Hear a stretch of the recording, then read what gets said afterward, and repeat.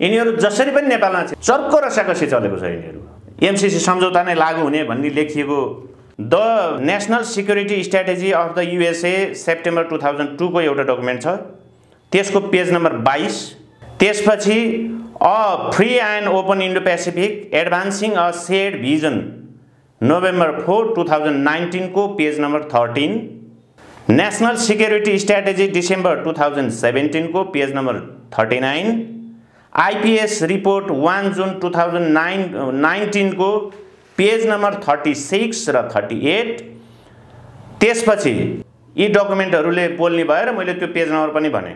त्यसपछि अर्को के हो भन्नुहुन्छ भने 15 मई 2019 मा हिमालय टाइम्समा प्रकाशित समाचार अनुसार विदेश मन्त्रीले बोलेको कुरा डेभिड जे र्यान्जले। त्यसैगरी 10 फेब्रुअरी 2019 मा अन्नपूर्ण पोस्टमा प्रकाशित समाचार अनुसार भियतनामको भ्रमणमा विदेश मन्त्रीले बोलेको कुरो, एलेक्स जे वेल्सले बोलेको कुरो। त्यसैगरी चाहिँ राजदूतहरूले चाहिँ यो राजदूतावासका कर्मचारीहरू कार्ल रोजर्सदेखि लिएर भर्खरै र्यान्डी बेरीले बोलेको कुरो, यी सबैले के पुष्टि गर्छ भन्नुहुन्छ भने यी भनेको अमेरिकी आधिकारिक व्यक्तिहरू हुन्। यी भनेको अमेरिकी सरकारका आधिकारिक व्यक्तिहरू हुन् र यी रिपोर्ट भनेको पनि अमेरिकी सरकारको आधिकारिक रिपोर्टहरू हो। यसले के भन्छ भन्नुहुन्छ भने इन्डो पेसिफिक स्ट्र्याटेजी अमेरिकी सैन्य रणनीति अन्तर्गत हो भन्छ। इन्डो पेसिफिक स्ट्र्याटेजी अमेरिकी परराष्ट्र नीतिको अङ्ग पनि भन्छ अथवा विदेश नीतिको अङ्ग पनि भन्छ। त्यसैगरी चाहिँ एमसीसी अन्तर्गत गरिने सबै सहयोगहरू इन्डो पेसिफिक रणनीति अन्तर्गत भनेर उनीहरूले भनेका छन् र त्यो डकुमेन्टहरूले पनि पुष्टि गर्ने विभिन्न आधारहरू छन्। अब यो पेजमा के भनेको छ त भन्ने प्रसङ्गमा म अलिकति पढेर सुनाउँछु। The national security strategy of USA September 2002 को एउटा प्रसङ्ग छ। यहाँ के भन्छ भन्नुहुन्छ भने त्यसमा the United States will deliver greater development assistant through the new millennium challenge account to nations that govern justly invest in their people and encourage economic freedom भनेर भन्छ। अब यसको नेपालीमा के हुन्छ भन्नुहुन्छ भने संयुक्त राज्य अमेरिकाले मिलेनियम च्यालेन्ज एकाउन्ट मार्फत न्यायोचित किसिमले शासन गर्ने, जनतामा लगानी गर्ने र आर्थिक स्वतन्त्रतालाई प्रोत्साहन दिने देशहरूलाई ठुलो विकास सहायता दिनेछ भन्छ। यो विकास सहायता चाहिँ के हो भन्नुहुन्छ भने अब अमेरिकी अर्थतन्त्रलाई स्वीकार गर्ने देशहरू र अमेरिकाले भनेको मान्ने देशहरूलाई दिने भन्ने कुरो यो 2002 मा जर्ज डब्ल्यू बुशद्वारा जारी भएको डकुमेन्टले बोल्ने कुरा 2002 मै त्यो प्लान भइसकेको छ। अब चाहिँ के गर्ने भन्दाखेरि विश्वमा अमेरिकी जीवनशैली, अमेरिकी अर्थतन्त्र, अमेरिकीले अपनाएको जस्तो चाहिँ नि शासकीय स्वरूप अँगाल्ने देशहरूलाई सघाउने उनीहरूको रणनीति देखिन्छ। त्यसैगरी यसैको चाहिँ डकुमेन्टको पेज नम्बर 22 मा the millennium challenge account will reward countries that have demonstrated real policy change and change those that have not to implement reforms भन्छ। त्यसलाई नेपालीमा मिलेनियम च्यालेन्ज एकाउन्टले साँचो अर्थमा नीतिगत परिवर्तन गरेर देखाउने देशहरूलाई पुरस्कृत गर्नेछ र सुधार नगर्ने देशहरूलाई चुनौती दिनेछ। अब उसले भनेको नमान्ने देशलाई उसले चुनौती दिने हो। 29 सेप्टेम्बर 2019 मा नेपालको तर्फबाट तत्कालीन अर्थमन्त्री डाक्टर युवराज खतिवडा र अमेरिकाको तर्फबाट एन्थोनी वेल्चर भन्ने कम्प्याक्ट अपरेसन्सका चाहिँ उपाध्यक्षले हस्ताक्षर गरेका छन्। त्यो डकुमेन्टमा के भन्छ भन्नुहुन्छ भने यति घातक कुरो राखिएको छ यसमा कि यो कार्यक्रम कार्यान्वयन सम्झौता अथवा चाहिँ प्रोग्राम इम्प्लिमेन्टेसन एग्रिमेन्टको धारा 1 को दफा 1.3 को बी को आई हेरौँ है त हामी। यसमा के छ भने MCA Nepal has the power and authority to bind the government to the full extent of the designated rights and responsibilities भन्छ। सरकारलाई नै यसले चाहिँ बन्धनमा राख्ने कुरो गर्छ। सरकारले जन्माएको एउटा संस्था विकास समिति ऐन अन्तर्गत नेपाल सरकारको गठन आदेशबाट जन्माइएको एउटा संस्थाले के गर्छ, सरकारलाई चाहिँ बन्धनमा राख्ने भन्छ र त्यसलाई चाहिँ फेरि सम्झौतामा चाहिँ के दिएको छ भन्दाखेरि अरूसँग सम्झौता गर्न सक्ने अधिकार पनि दिएको छ र उसलाई चाहिँ नेपाल सरकारबाट अलग अमेरिकी आदेशमा चल्ने संस्थाको रूपमा खडा गरिएको छ र नेपाल सरकारको चाहिँ आदेश नमान्न पर्ने नमाने पनि हुने नमान्ने तर एमसीसी को चाहिँ मान्न पर्यो त्यस्तो संस्था बनाइएको छ यो एमसीए नेपाललाई र कार्यक्रम कार्यान्वयन सम्झौताको धारा 1 को दफा 1.3 को बी को 9 यहाँ के भन्छ त भन्दाखेरि officers and employees will be hired without regard to nationality or citizenship अब के हुनुपर्ने भयो भन्नुहुन्छ भने बिना नागरिकता र बिना राष्ट्रियताका मान्छेहरूलाई एमसीसीले सिफारिस गरिदिएको आधारमा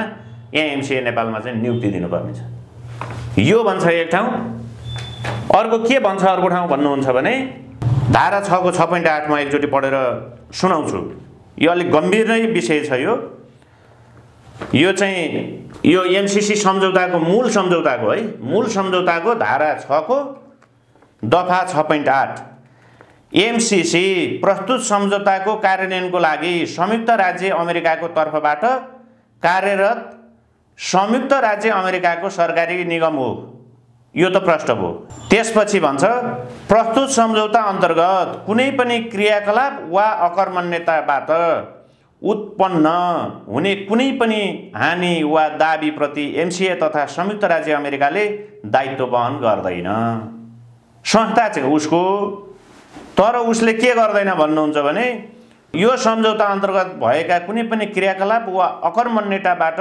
उत्पन्न हुने कुनै पनि हानि वा दाबी प्रति ऊ जवाफदेही सरकारले अब नेपाल सरकारले एमसीसी वा संयुक्त राज्य सरकार वा एमसीसी वा संयुक्त राज्य सरकारका कुनै वर्तमान वा निवर्तमान अधिकारी वा कर्मचारी विरुद्ध प्रस्तुत सम्झौता अन्तर्गतका क्रियाकलाप वा अकर्मण्यताबाट उत्पन्न हुन सक्ने कुनै पनि हानि नोक्सानी चोटपटक वा मृत्यु सम्बन्धी कुनै वा सम्पूर्ण दाबीहरू परित्याग गरेको छ कति गम्भीर छ यो कुरो त्यसैगरी सरकारले उल्लेखित कुनै पनि निकायका विरुद्ध त्यस्तो हानि नोक्सानी चोटपटक वा मृत्युका सम्बन्धमा कुनै प्रकारको दाबी वा कानुनी प्रक्रिया अवलम्बन नगर्ने कुरामा सहमति जनाएको छ प्रस्तुत सम्झौता अन्तर्गतका क्रियाकलाप वा अकर्मण्यताबाट उत्पन्न हुने कुनै हानि वा दाबीका सम्बन्धमा एमसीसी वा संयुक्त राज्य सरकार वा एमसीसी वा संयुक्त राज्य सरकारका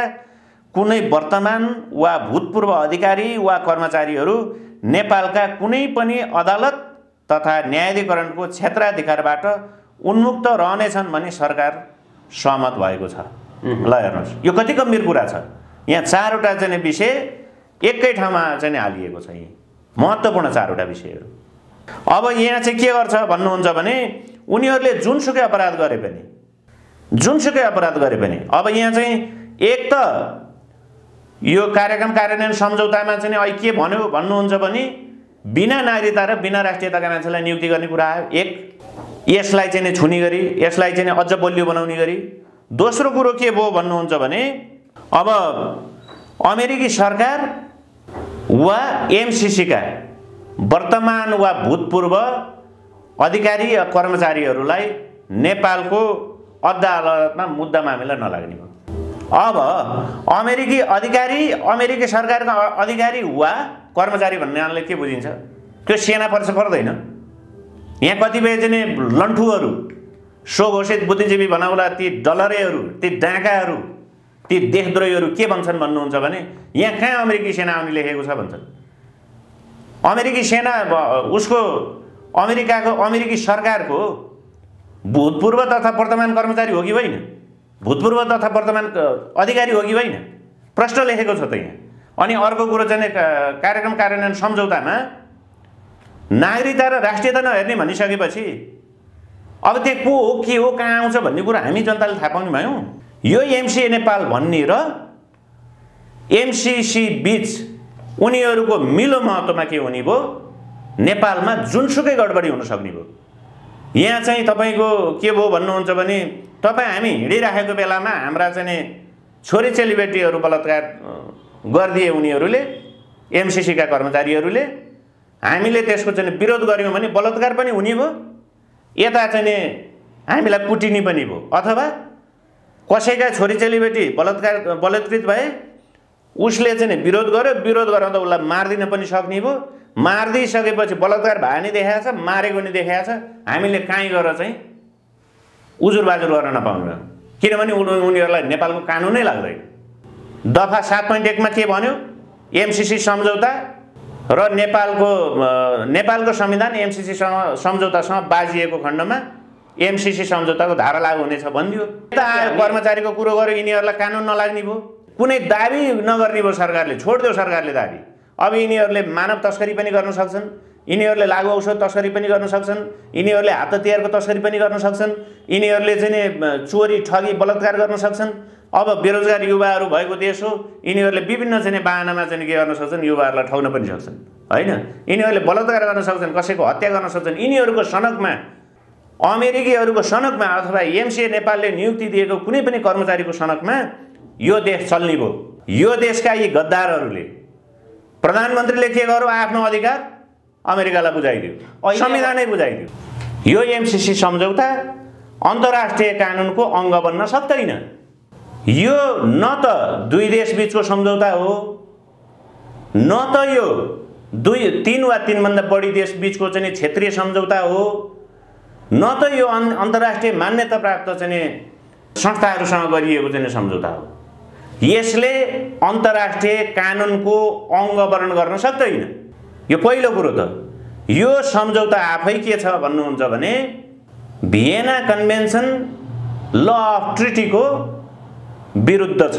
भियेना कन्भेन्सन 1969 जुन चाहिँ ल अफ ट्रिटिज भन्छ त्यसको विरुद्ध छ, ठाडै विरुद्ध छ। किनकि यस्ता खाले सम्झौतामा यो अन्तर्राष्ट्रिय सम्झौताको दर्जा यसलाई दिने हो भने विषयहरू पनि अन्तर्राष्ट्रिय किसिमको हुनुपर्छ र हस्ताक्षर गर्ने व्यक्तिहरू पूर्ण अधिकार प्राप्त हुनुपर्छ। अब त्यो हस्ताक्षर गर्न को-कोले सक्छन् भन्नुहुन्छ भने यदि दुई देशबीच चाहिँ हस्ताक्षर गर्नु पर्यो अथवा चाहिँ क्षेत्रीय रूपमा चाहिँ हस्ताक्षर गर्नु पर्यो, अन्तर्राष्ट्रिय चाहिँ सन्धिको रूपमा हस्ताक्षर गर्नु पर्यो भने त्यहाँ हस्ताक्षर गर्न पाउने कि त राष्ट्र प्रमुखले, कि त सरकार प्रमुखले, कि त परराष्ट्र मन्त्रीले, कि त राजदूतले हो। यो उसमा चाहिँ डकुमेन्टमा कसले हस्ताक्षर गर्यो? अर्थमन्त्रीले। अर्थमन्त्रीलाई कुनै अधिकारै छैन यस्ता खाले डकुमेन्टमा चाहिँ हस्ताक्षर गर्न। त्यो भियेना चाहिँ कन्भेन्सनको आधारमा भन्दैछु। भियेना कन्भेन्सनमा चाहिँ लेखिएको कुरो। त्यसैले अमेरिका यसो हो भने अमेरिकाले भियेना कन्भेन्सनको चाहिँ खिलाफमा जाने दुस्साहस गर्यो, एमसीसीले त्यसको विरुद्ध जाने दुस्साहस गर्यो। यस्तो गर्न मिल्छ?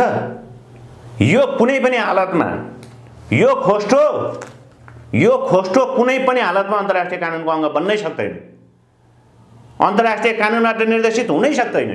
यहाँ जानी बुझिकन नेपालमा जसरी पनि छिर्ने र नेपाललाई तहस नहस बनाउने यो अन्तर्राष्ट्रिय चाहिँ षड्यन्त्रपूर्ण दस्तावेज हो। यो एउटा चाहिँ जम्मा 50 करोड अमेरिकी डलरको लागि यतिसम्म रुन पर्ने, यतिसम्म रोइ कराइ गरेर मर्न पर्ने अवस्थामा यी गद्दारहरू पुगिसकेका हुन् त।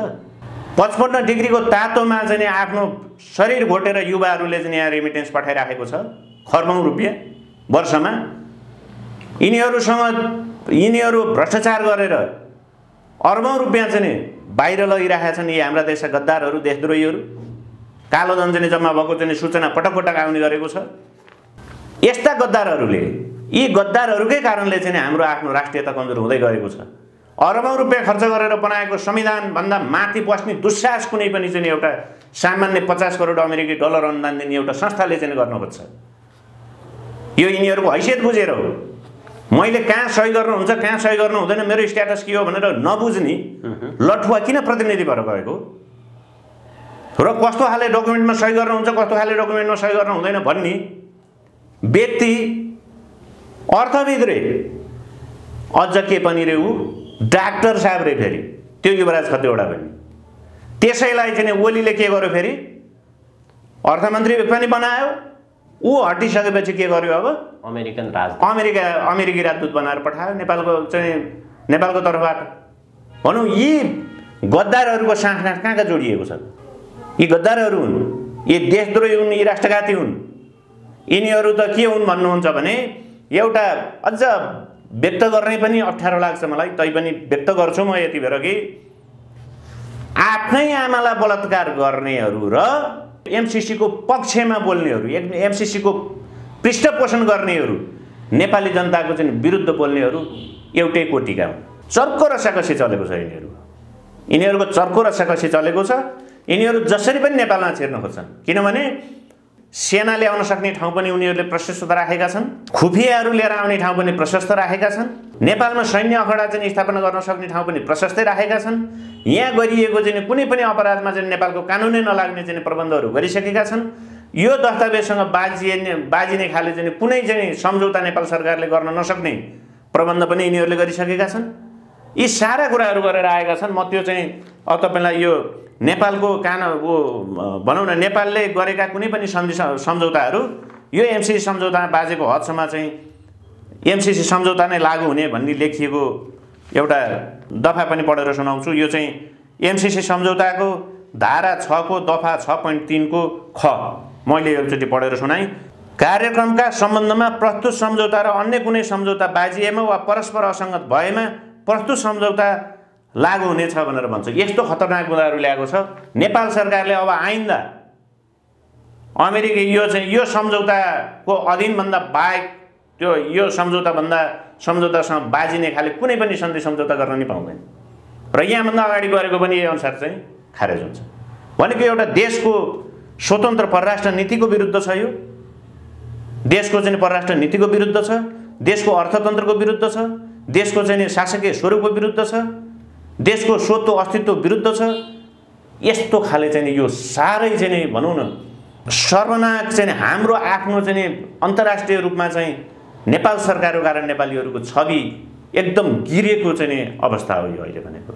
यस्तो बेलामा फेरि धेरै दुःख गरेर पुर्खाहरूले दुःख गरेर चाहिँ आफ्नो रगत चाहिँ बगाएर आफ्नो ज्यानको बलि चढाएर एकीकरण गरेर राखेको देश हो यो। गद्दारहरूले बुझाउने अहिले अमेरिकी पाउन लगेर किमार्थ स्वीकार्य छैन नेपाली जनतामा। नेपाली जनता अब चुप लागेर बस्नै हुँदैन। एमसीसी को पक्षमा बोल्ने जोसुकै व्यक्तिलाई अब ठटाउन सुरु गर्नुपर्छ। ठटाउन मानेनन् भने मारिदिए पनि हुन्छ, किनभने आमा बलात्कार गर्ने र देशद्रोह गर्ने, देश बेच्न खोज्ने एउटै हो। यिनीहरूलाई मारेन भने चाहिँ समाज के हुन्छ? असुरक्षित हुन्छ, अपवित्र हुन्छ, बिटुलो बन्छ, समाज भ्रष्ट हुन्छ, देश त असनास हुन्छ, समाज त असनास हुन्छ। जस्तो तपाईँलाई म एउटा बाहिर आएको एउटा चाहिँ उ छ गोप्य चाहिँ सूचना भनेर आएको छ, गोप्य दस्तावेजको रूपमा भनेको छ, तर बाहिर निस्किएको छ। त्यसमा के भनेको छ भन्नुहुन्छ भने $1 मिलियन अमेरिकन डलर अथवा 10 लाख अमेरिकी डलर, 1 मिलियन भनेको 10 लाख अमेरिकी डलर चाहिँ यो जर्नलिस्ट एक्सपर्टहरू भनेर अथवा चाहिँ यो पत्रकारिता विज्ञ भनेर र उता चाहिँ विभिन्न पत्र पत्रिकाहरू र टेलिभिजन च्यानलहरूलाई विज्ञापन बजाउन भनेर उनीहरूले $10 लाख चाहिँ सहयोग गरेका रहेछन्। र धेरै बुद्धिजीवी बनाउँदाले लेखे पनि हैन, लेखे पनि एमसीसी ठिक छ भनेर। यिनीहरू लाख कोसिस गरून् सूर्यको ज्योतिलाई हत्केलाले छेक्न सकिँदैन। दस्तावेजहरू छ्याङती चाहिँ बोल्छन्। नेपाली जनताहरूले पढिसकेका छन्, बुझिसकेका छन्। यी गद्दारहरूले जे भनुन् न। अब यो एमसीसी सम्झौता राष्ट्रघाती हो, यो एमसीसी सम्झौता खारेज गर्नुपर्छ भन्नेमा जनता लागिसकेका छन्। यिनीहरू त अब भनौँ न त्यो सुरक्षा निकायलाई जति कडा रूपले चाहिँ परिचालन गरे पनि सुरक्षा निकायमा जागिर खाने व्यक्तिहरू पनि यिनै देशभक्त नेपाली आमाका छोराछोरीहरू हुन्। आफ्नो देशको ऐत हुने सम्झौता सरकारले गर्दैछ भने सघाउँदैनन्। आन्दोलन उठ्दै गएपछि सघाउँदैनन्। हामीले देखेका छौँ $1096 बिलियन अर्थात् 1096 अरब अमेरिकी डलर खर्च गरेर पनि अफगानिस्तान बनाउन सकेन अमेरिकाले। राम्रो बनाउन सकेन। भएको अफगानिस्तान चाहिँ खरानीको चाहिँ थुप्रोमा परिणत गरेर गयो। हाम्रो नेपाल बनाइदिन्छ जम्मा 50 करोडमा। कसरी पत्याउने यो कुरो? 50 करोड अमेरिकी डलरमा देश बन्छ। अलिकति चाहिँ देश निर्माण गर्ने एउटा चाहिँ फर्मेट तयार गर नि त। नेपाली जनता चाहिँ अहिले यहाँ चाहिँ सेयर लगानी गर्न तयार छन् नि त। आफ्नै लगानीले बनाउँछन्, त्यो एकदम जरुरी हो, त्योबाट चाहिँ एकदम नाफा हुन्छ, राम्रो हुन्छ भने त नेपाली जनताको पनि त सेयर लगानी गर न। त्यो कति छिटो बनाउनु पर्ने त्यो बनाउँछ नि नेपाली जनताले। सबै अब नेपाली जनतासँग चाहिँ यी सबै सिप छ, नेपाली जनतासँग पुँजी छ, नेपाली जनतासँग आत्मविश्वास छ, नेपाली जनतासँग म गर्न सक्छु भन्ने विश्वास पनि छ नेपाली जनतासँग। यस्तो नेपाली जनता भएको ठाउँमा गद्दारहरूले चाहिँ केही पैसा खानको लागि आयोजना राम्रो छ भनेर हामी पत्याउँदैन, नेपाली जनताले पत्याउँदैन यो।